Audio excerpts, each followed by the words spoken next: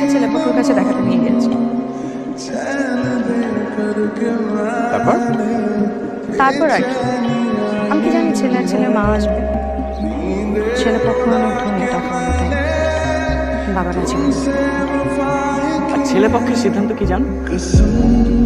ছেলে পক্ষের সিদ্ধান্ত হচ্ছে যে মেয়ে খুবই সুন্দর, কিন্তু ছেলে তাকে বিয়ে করবে কখনো। তোমাকে কে বলো?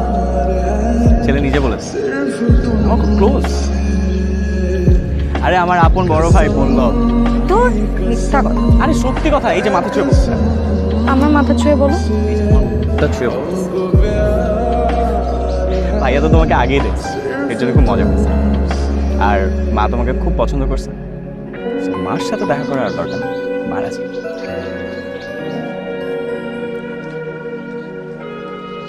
কিন্তু আমার বাবা, আমি গিয়ে কথা বলি তোমার বাবার